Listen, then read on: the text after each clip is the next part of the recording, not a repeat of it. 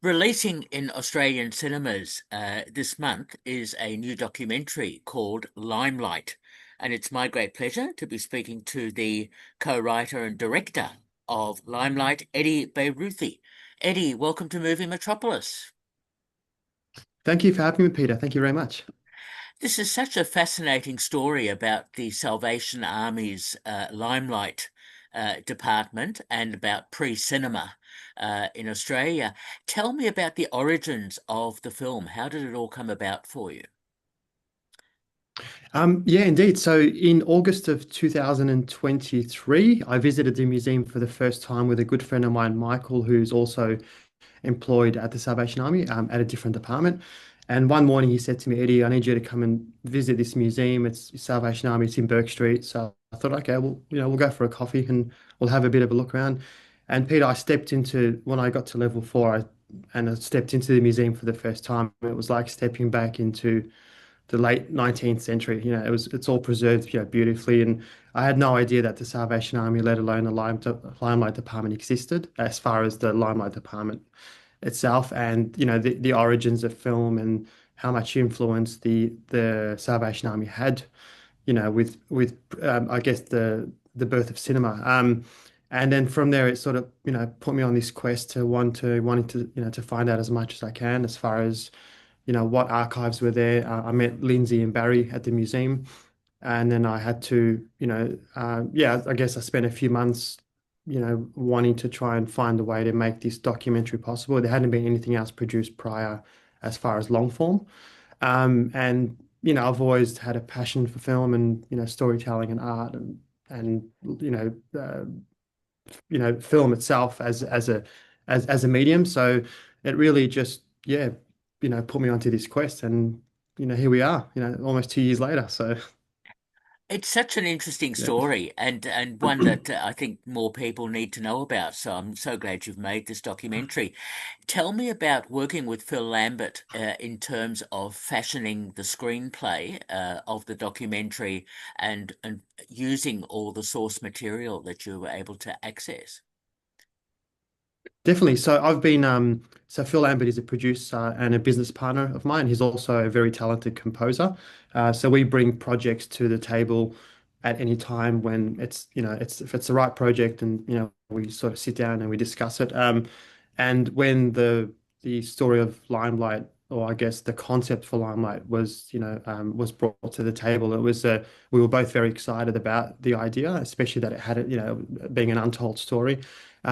And what was really fascinating was that we had the key to almost the vaults of the Limelight Department, because there's a mezzanine floor which is full of history and archives, dating back to the 1870s, 1880s, even 1890s, for when obviously the origins for Limelight, the Limelight Department. And then I guess I was almost, Phil said, all right, well, run off and, research and find out what you want to do, how you want to sort of start the story. And we worked very closely together. We spent a lot of time at the museum, especially just researching, where do we start? How far back do we take the story? And it got to a point where, okay, 6 months later, we had enough information, with what 6 months allows, to produce our first, I guess, draft. And then it was just a matter of going back and obviously, liaising very, very closely with Lindsay and Barry with regards to who has, experience with Limelight, who has research. And then we'll introduce to Dr. Martin Jolly, Dr. Ray Edmondson, Dr. Elizabeth Hartrick, Michael Wallenberg. And from there, the journey began. So it was really important for us to not just research, obviously the archives of the time, and but also have an understanding from academics and from professors and doctors and authorities who really understood the story of Limelight, and that was important to share as well. Okay, well done on that because it's such an impressive story, and it's also a bit of a history in terms of the magic lantern and about the phantasmagoria and all the other sort of early entertainment in the 19th century, in particular in Melbourne, and how that worked. So you've really delved into some fascinating historical material here. Yeah, definitely. It got to a point about a year into production, I guess, and the research where we realized that there's so much, we were a drop in the ocean with the amount of information that is available, you know, surrounding the Limelight department, but even beyond that, even the fact that Melbourne was home to one of the earliest film studios in the world, and we had a thriving in the 1890s and early 1900s. Uh, I guess the first, before Ned Kelly, before the 1906 feature, the world's first feature film, the Salvation Army shot the inauguration of the Commonwealth and, hundreds of other films and projects and, small ideas. But it was even a matter of, uh, yeah, I've always felt like a feature documentary wasn't enough or isn't enough to tell the story because, there's so much over even a 10-year period, before the Limelight department was shut down. Um, but it was interesting trying to, piece together what the Limelight department had achieved in such a, very small amount of, time, versus the culture, the visual culture of Australia, and everything happened in the city of Melbourne, up and around Collins, Street and Burke Street and Elizabeth Street and Swanston. And, some of those theatres are still there, but the fact that the birth of the moving image was in a theatre that had burnt down, it just really shows that Melbourne was a proud place, before Hollywood. Yes, exactly. And I found it so fascinating about the Salvation Army and their intentions in terms of these visual spectacles that people could see, and the religious sort of component that was part of the Salvation Army's premise, I suppose, to perhaps do some proselytizing, all that sort of thing. So I found all of that background and William Booth and everyone else so fascinating. Yeah, I mean the fascinating thing about the Salvation Army, even with the fact that they were building a thriving studio that financed almost the army's mission, but also advanced early filmmaking. That was important, and obviously the resources were there, the financing was there, so it really put Australia on the map. But it was important for them to almost combine, I guess, the innovation, the faith, and almost the creativity, where it really put Melbourne on the map. But there were very few people. There was of course with Joseph Perry, with Herbert Booth, and um, even Cornelia Booth as well, his wife, she had some very, very interesting achievements. Um, but it was the fact that you needed to have the resources and the funding and even all the halls and the cores, so they would travel around from town to town through regional, and maybe, it might take them a day to get to Ballarat or 2 days, but they were on a mission, and that's pretty much what it was, and that's what really celebrates the origins of cinema. The fact that Mm. they were out there, spreading the word of the gospel, and and it was a special moment. It was a really interesting time. So they were at the forefront of cinema. Certainly were. Now, tell me about the visuals. You've used some terrific photos, actual slides, visual imagery, and recreated some of that early aspect of the Magic Lantern and the presentations. That must have been a bit of a challenge to put that together to make it look great on screen. It definitely was. So, the average film slide would be 6 by 6 centimeters. So it's very, very small, maybe sometimes, 7 centimeters. So what I wanted to do when I was really studying these Magic Lantern slides, the fact that they were hand painted and hand drawn, it was important to show that incredible detail. So every single frame or slide, photograph, was either filmed in 6K RAW, so we had to film it, with like a macro probe lens. So we would, a slide would be like this size, and you would have, the face on 4K, but it was also showing the detail, the fact that you would sit there painting and drawing. But then a lot of the other photos and posters and memorabilia was either at the museum, or it was also sourced through the NFSA, which was very kind of the NFSA to be supporting the project. And a lot of it was the archives that were available at the State Library of Victoria, which was amazing to see, so much visual history preserved. But it was important for me not just to scan the slide and stick it on the timeline. It was really to get into that real fine detail. Um, and it worked. I think it was important for people to really appreciate the art in its full glory rather than just, seeing it in a distance. It was a very timely process, but it was very entertaining. And for me, it's a passion of mine. So if I have to spend an hour photographing one frame, then so be it. If it's a day to do a poster, then that's what it is, especially even with all the words. I felt like it was important to appreciate because anything prior to photography or the slides, there was no visual record of it. And a lot of the records were either disposed of or just forgotten or lost. Um, so, even trying to retell some of the stories that, through narration, which was very, very important, or through the photographs, even just showing the words, you felt like you had a connection with that character or with that person. So there were different ways that Phil and I were looking at exploring how to, best visually represent that story or that experience. Yes, yes, no, well done on that. And you mentioned the narration, and it's interesting that you used different narrators to tell the story, as well as, of course, the various people you interviewed, like Ray Edmondson and so on. So all of that works together very well too. Thank you. Thank you. Yeah, and it was important even for so the narration was, to really read, to tell the story through audio and through expression and through emotion as well. Um, but we wanted to sort of maintain that archival documentary style rather than jumping the gun with dramatizations, which is a different level of budget and and time. But it was it's a beautiful time capsule, and I think it hopefully resonates with the audiences where even if people did know something about the City of Melbourne or the Salvation Army or the Limelight Department, did learn something new, and you will appreciate that our city is a yeah is has a really rich history of filmmaking and cinema. Exactly. That's so important, and I'm so glad that the documentary now exists to explain that. And I'm interested too in the use of music. So that's Phil's music, I gather.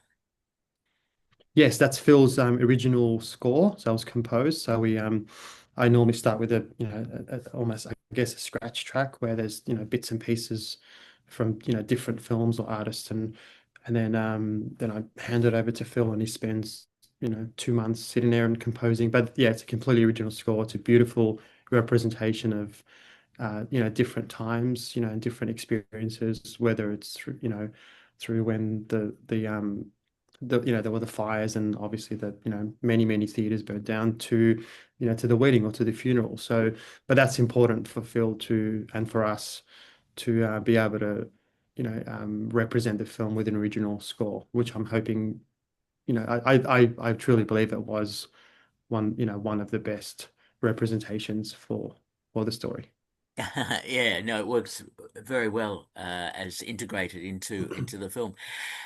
So tell me about your editing process, because as you said, you have so much material, there's so much to get through, etc. What decisions did you have to make about editing the film and leaving in and leaving out information? Yeah. Yeah, definitely. So I sort of, the script was very linear. So, 1891, this happened, 1893, this happened. Um, and the script was close to 200 and something pages. So that, but that's research. That's fine. That's how I like to work with it.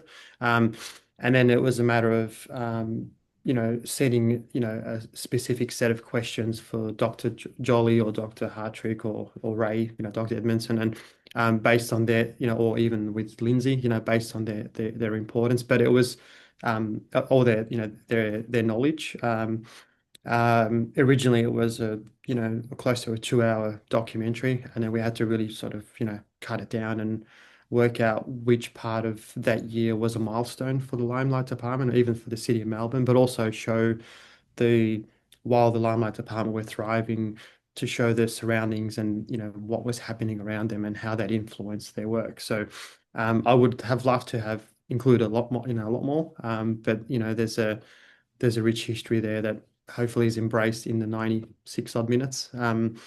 And it was painful because you would have debates about, oh, this scene and this happened and this happened. But you eventually walk away and you come back and you think, okay, they've achieved so many milestones and there were dangers along the way and there were things that were happening and this happened in Melbourne. I mean, this is just in Melbourne and we touched on some things in Sydney, but hopefully it's just a little pinch of, what was, at least I'm hoping it triggers people's imaginations to go out there and visit the museum and to research a little bit more and to appreciate and understand that, we were once, yeah, the epicenter for film.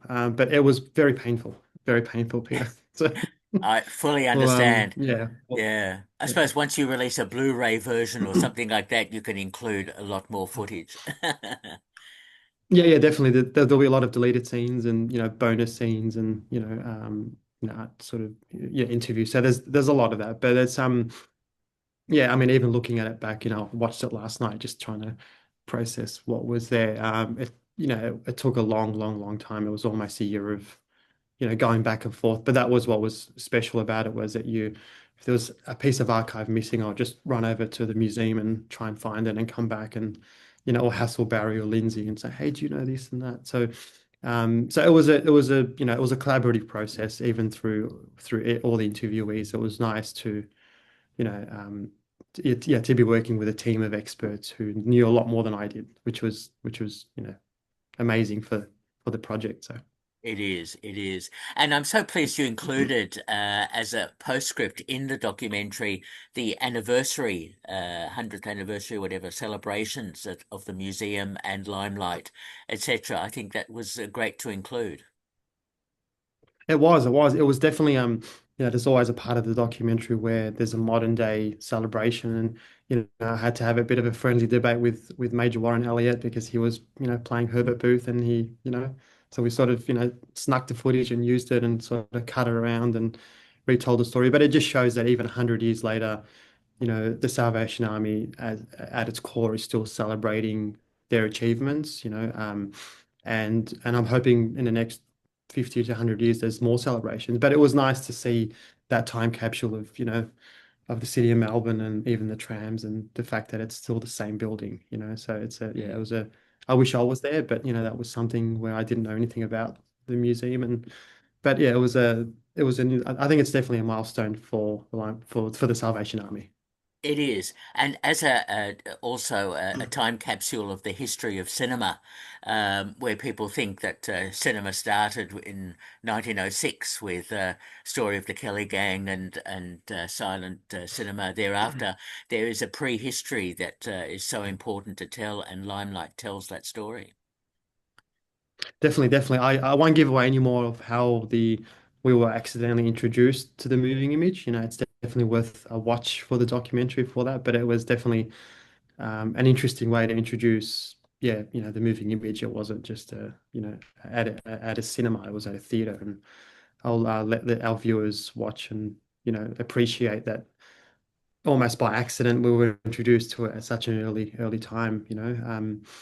And but even just yeah, the fact that I mean, as you saw Peter with the documentary, you can really expand on so much story and so much knowledge, wealth of knowledge with before film, there was magic lantern slides, and then there was music and bands and even just the premiere of Soldiers of the Cross that was at the Melbourne Town Hall in 1900. That was just you know um, an extraordinary experience, and even the fact that they were projecting outside with these massive limelight projectors and very similar to our projection festivals and but it was just a time that was lost and forgotten about. But now I'm hoping it reignites our appreciation for the groundbreaking moments that the Salvation Army achieved and really brought to our city. So Absolutely. So, Eddie, I'm now intrigued. How is the film going to be rolled out? Where will it be screened? How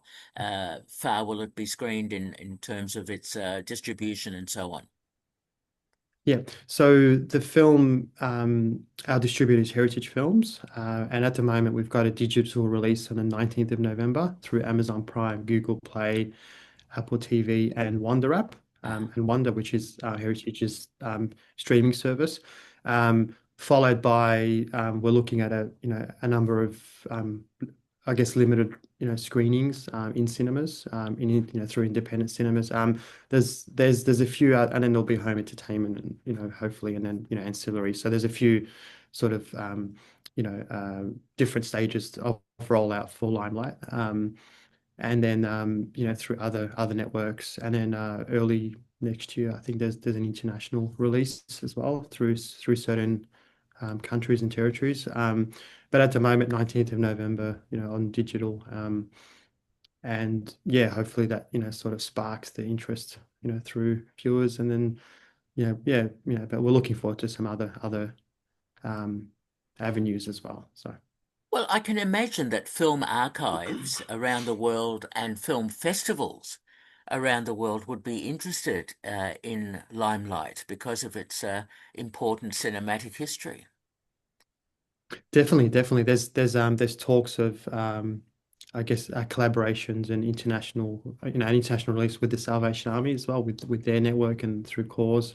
Um, but also just really seeing, how it, begins, or how it sparks in our backyard in Melbourne, and then from there taking it further to film, clubs and, film schools, and, even through education. It's an important piece of our history.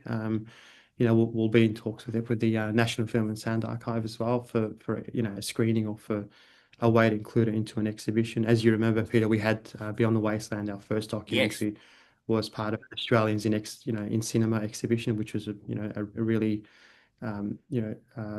embracing experience for us. But it's really, yeah, just getting it out there, and seeing yeah, we had our premiere last year in August at the Palms, which was interesting, as far as getting it out there, and sort of seeing how our sort of guests reacted to it, responded to it. And but yeah, there's a long road for Limelight, even maybe a Limelight tour. Maybe we can go out there and tour through how the Limelight department originally had their tour. I'd love to take a horse and carriage, but maybe we'll just drive to Ballarat. But there's even we had Dr. Martin Jolly at the premiere, put on a beautiful 20-minute magic lantern show. So it was to introduce the audiences to what it was like watching being entertained 120 years ago, 30 years ago. And that was a really nice moment for the audience at the time. So we're looking at, some ways of exploring it, and really, embracing, our culture, and trying to, reinvent, or reintroduce people to what it was like being entertained, and how it was to connect with these stories. exactly right. And I'm glad you mentioned Beyond the Wasteland, the sort of Mad Max fandom that went along with that, and an important document that was too. So, Yes. Eddie, yeah, what's next for you? Have you got another project lined up? We do. We've got two projects that we're in production with at the moment. Ah, One is the House of Lark. So House of Lark is celebrating the birth, sorry, celebrating Bill and Lynn Lark, who are the godfather and godmother of Australian whiskey, through ah, Lark Distillery in Tasmania. And so they obviously reintroduced whiskey, or the distilling process. But that's a success story where, as a husband and wife powerhouse, and how they, obviously reintroduced, uh, whiskey to Australia, through and there was a 154-year ban, from how they sort of brought it back to, to Tasmania, and putting them on international stage. And also Variety, A Journey of Hope. So Variety is celebrating the 50th anniversary for Variety, the children's charity, ah. and also the Variety Bash. So August of this year, we went on the Variety Bash, which was celebrating 41 years, over 40 years of the bash, and that was a drive from Melbourne to Darwin, raising money for children, which was an incredible experience. But it's tying in the car culture of, the Variety Bash, and, the characters that, the everyday, characters who go out and raise money for kids, and that's a special project as well. So we're in production for both, um, with releases, later on, next year, towards the end of 2026. And yeah, we're looking forward to sharing those stories as well. They're going to be very, very, they're quite contrast to each other, but they're both, it's always celebrating life and celebrating, achievements, whether it's through charity or whether it's through, just having the power to really, believe in yourself and succeed. And that's what's important with our stories. Excellent stuff, Eddie. Good to hear all of that. And we've been speaking Thank to you. Eddie Beyrouthy, who is the co-writer and director of Limelight, on digital release this month. Eddie, thanks so much for talking with me. Thank you, pleasure. My pleasure, Peter. Thank you very much for inviting me once again. And it's always good to chat with you and discuss, life and film and everything around it. So thank you so much. No problem at all. A pleasure. All the best. Bye bye. Thank you. Bye. Bye.